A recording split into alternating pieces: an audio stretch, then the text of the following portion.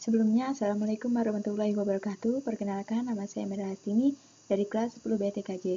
Di sini saya akan menjelaskan tentang komponen-komponen komputer beserta fungsinya. Dan berikut komponen-komponen komputer beserta komponen komputer yang pertama yaitu motherboard. Motherboard adalah komponen komputer tempat kita menancapkan atau memasangkan komponen-komponen komputer lainnya seperti prosesor, video card, sound card, hard disk, dan lain sebagainya. Motherboard berfungsi untuk menghubungkan setiap komponen-komponen komputer tersebut agar bisa saling berkomunikasi satu sama lain. Setiap motherboard memiliki spesifikasinya masing-masing. Spesifikasi seperti prosesor apa yang didukungnya dan berapa kapasitas maksimal RAM yang didukung oleh motherboard tersebut. Komponen komputer yang kedua adalah prosesor. Jika sebuah komputer diibaratkan sebagai seorang manusia, maka prosesor adalah otak manusia tersebut. Prosesor atau CPU, Central Processing Unit, adalah sebuah komponen komputer yang bertugas untuk mengeksekusi instruksi atau melakukan perhitungan-perhitungan. Sebelum membeli sebuah prosesor, kalian harus mencari tahu terlebih dahulu soket prosesor apa yang dimiliki oleh motherboard kalian. Apakah soket AM2, soket LGA775, atau lain sebagainya. Komponen komputer yang ketiga adalah RAM atau Random Access Memory, yaitu sebuah komponen komputer yang berfungsi untuk menyimpan data sementara dari suatu program yang sedang kita jalankan, dan data-data tersebut bisa diakses secara acak atau random. Sebelum membeli sebuah RAM, kalian harus mencari tahu terlebih dahulu slot RAM apa yang dimiliki oleh motherboard kalian. Apakah SDRAM, DDR, DDR2, atau lain sebagainya. Jenis-jenis RAM. Ada SRAM atau Static Random Access Memory yang digunakan sebagai memori tambahan yang tersembunyi. Selanjutnya ada EDORAM atau Extended Data Out Dynamic Random Access Memory, yaitu RAM yang kepingannya terdiri dari 72 pin dan umumnya pada PC yang menggunakan prosesor Intel Pentium 1 dan AMD ke-5 dan ke-6. RAM jenis ini harus dipasang pada soketnya dalam jumlah genap, minimal terdiri dari 2 keping, dan memiliki bus speed sebesar 66 MHz atau PC66. Yang selanjutnya ada SDRAM atau Synchronous Random Access Memory, RAM yang kemampuan kecepatannya lebih cepat daripada EDORAM dan daripada EDORAM. Kepingannya terdiri dari 168 pin. PC dengan prosesor Intel Pentium 1, Pentium 2, Pentium 3, AMD ke-5, AMD ke-6, AMD ke-7, dengan memiliki bus speed sebesar 66 MHz atau PC 66 MHz dan PC 100 MHz. Yang selanjutnya ada DDRAM atau Double Data Rate Random Access Memory, RAM yang hampir sama dengan SDRAM namun memiliki kemampuan kerja yang lebih tinggi dengan bus speed sebesar 133 MHz atau PC 133 MHz. Umumnya digunakan pada PC dengan prosesor Intel Pentium 3, Pentium 4, AMD Duron, AMD Athlon.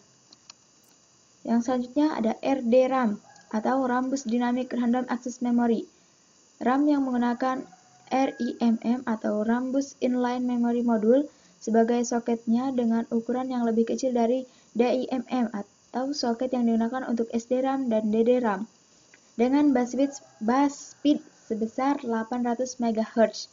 Umumnya digunakan pada PC dengan prosesor Intel Pentium 1.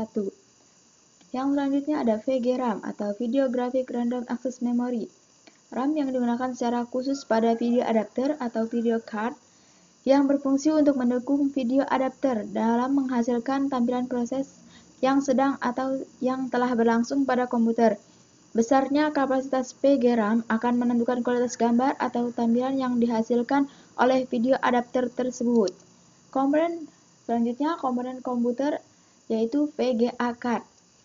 Video card ini adalah komponen komputer yang berfungsi untuk menghasilkan output gambar untuk ditampilkan di monitor.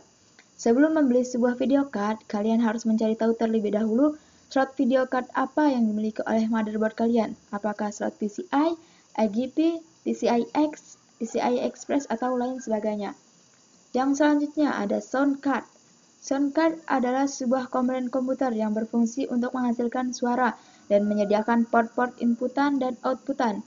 Sound card biasanya telah disediakan secara onboard di motherboard baru yang ada di pasaran saat ini. Jadi kalian tidak perlu mengeluarkan dana ekstra untuk membeli sebuah sound card. Yang selanjutnya ada hard disk. Hard disk adalah komponen komputer tempat kita menyimpan data. Semakin besar kapasitas hard disk yang kita miliki di komputer kita, maka semakin banyak juga data yang bisa kita simpan di komputer kita tersebut.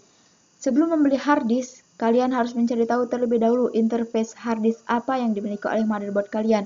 Apakah IDE, SCSI, SATA, atau lain sebagainya.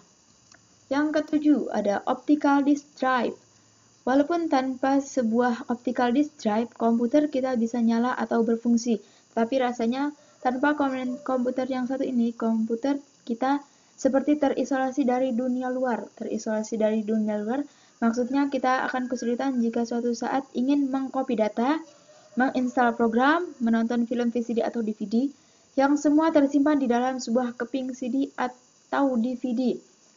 Optical disk drive ini berupa CD-ROM, DVD-ROM, DVD-RW, Blu-ray, atau lain sebagainya. Sebelum membeli sebuah optical disk drive, kalian harus mencari tahu dulu interface apa yang dimiliki oleh motherboard kalian. Apakah IDE, SATA, atau yang lainnya. Yang selanjutnya ada power supply. Ibarat sebuah mobil yang tidak bisa berjalan jika tidak memiliki bahan bakar, maka sebuah komputer pun tidak akan bisa nyala atau berfungsi jika tidak memiliki power supply atau PSU, power supply unit. Power supply adalah sebuah komponen komputer yang berfungsi untuk mensuplai arus listrik ke komponen-komponen komputer lainnya seperti motherboard, hard disk, optical disk drive, dan lainnya. Yang selanjutnya, casing. Casing komputer adalah sebuah komponen komputer yang berfungsi sebagai tempat kita meletakkan atau menempelkan motherboard, power supply, optical disk drive, hard disk, dan lain sebagainya. Casing komputer ini dibedakan berdasarkan ukurannya yang sering disebut juga sebagai form factor, seperti ATX dan micro ATX. Yang terakhir ada floppy disk. Floppy disk atau sering disebut disket adalah tempat penyimpanan data yang biasa dibawa kemana-mana, bentuknya segi empat, dan di dalamnya terdapat piringan hitam yang terbuat dari plastik dan dapat menampung data sekitar 1,4 MB, ukurannya 3,5 inch.